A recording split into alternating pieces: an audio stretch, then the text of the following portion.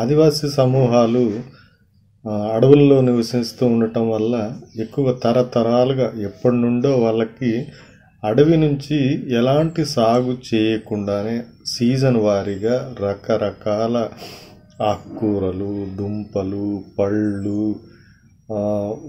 చేపలు కూడా వీళ్ళు వేసి చెరువుల్లో వేసి పెంచడం అలాంటివి ఉండవు. న్యాచురల్గా ఉన్న చెరువుల్లోనే వీళ్ళు చేపలు, తర్వాత చిన్న చిన్న రొయ్యలు, బొట్టె అనే ఒక రకమైన చేప, ఇవన్నీ కూడా దొరుకుతాయి. ఇవన్నీ సహజంగానే వాళ్ళకి దొరుకుతాయి అన్నమాట.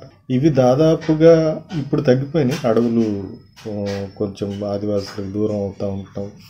ఇవన్నిటి వల్ల చాలా రకరకాల కారణాలు ఉన్నాయి అందుకు. సపోజ్ ఇప్పుడున్న డెవలప్మెంట్ మోడల్లో ఈ ఇండస్ట్రియలైజేషన్ కావచ్చు, లేదంటే ఈ బొగ్గు గనుల కోసం అడవులను విపరీతంగా ఇది చేయటం, తర్వాత చాలా డిస్ప్లేస్మెంట్ ఇష్యూస్ ఉన్నాయి. ఇప్పుడు పోలవరం లాంటి ముంపు ప్రాంతాల్లో దాదాపు కొన్ని 1,000 హెక్టార్స్ సహజంగా ఉన్న అడవి పోతాం. దీనివల్ల ముఖ్యంగా ఆదివాసీలకే దెబ్బ. తర్వాత ఇలాంటి ఆహారాల మీద ఎవరైతే ఆధారపడి ఉన్నారో వాళ్ళు ఇంకా ఎక్కువగా నష్టపోవటం అనేది జరుగుతూ ఉంటుంది.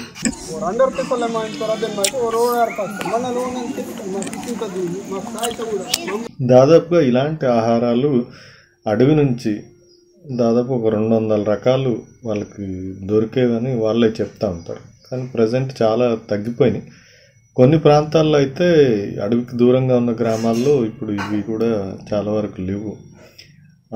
అందుకనే గత ఒక 2 సంవత్సరాలుగా మనం వీటి మీద కొంత స్టడీ చేయాలి. వీటిని ఎన్ని రకాలు మన దగ్గర అవైలబుల్గా ఉన్నాయి చూడాలి. దండకారణ్య ప్రాంతంలో చేస్తే దాదాపుగా ఈ సంవత్సరానికి ఒక 120 రకాల దాకా మనం డాక్యుమెంట్ చేయగలిగాం. అందులో పళ్ళు ఉన్నాయి, కాయలు ఉన్నాయి, ఆకుకూరలు ఉన్నాయి, దుంపలు ఉన్నాయి, ఇట్లాంటి చేపలు ఉన్నాయి, రొయ్యలు, ఇట్లాంటివన్నీ చాలా రకాలుగా ఉన్నాయి. అయితే దీనికి సంబంధించి కొంతైనా గ్రామాల్లో మనం ఒక చిన్న అవేర్నెస్ లాంటిది, అవేర్నెస్ అని కూడా చెప్పలేము, వాళ్ళకి తెలుసు అన్ని విషయాలు, వాటిని కాపాడుకోవాలి. ఆదివాసులకు అడవిని ఎలా కాపాడుకోవాలి, వనరులను ఎలా కాపాడుకోవాలనే జ్ఞానం మొదటి నుంచి వాళ్ళకి ఉన్నది. మనం ఎవరో చెప్పాల్సిన అవసరం లేదు.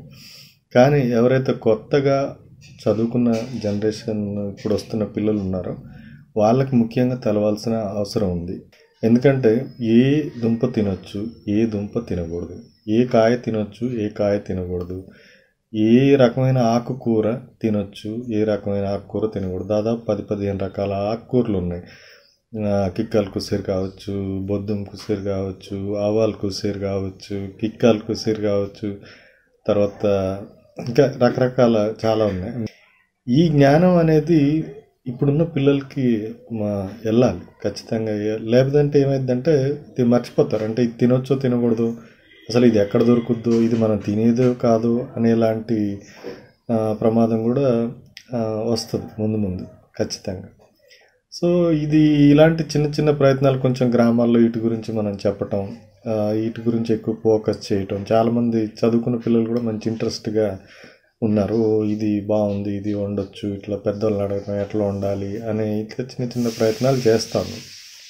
ఇది చేస్తున్న తరుణంలో మన రామచంద్రపురం అనే గ్రామంలో ఒకసారి ఒక డిస్కషన్ జరుగుతున్నప్పుడు ఇదొక పండగలాగా చేయాలి మనం, ఈ ఆహారాలన్నీ కూడా డిస్ప్లే చేసి మన పిల్లలందరికీ తినిపించి దాని గురించి చెప్తే బాగుంటుంది అనుకున్నప్పుడు చాలామంది పటేళ్ళు వీళ్ళందరూ కూడా బాగా రెస్పాండ్ అయ్యి ఇది మనం చేద్దాం ఖచ్చితంగా అని చెప్పి వాళ్ళే ఈ ఫెస్టివల్ని చేయటం జరిగింది.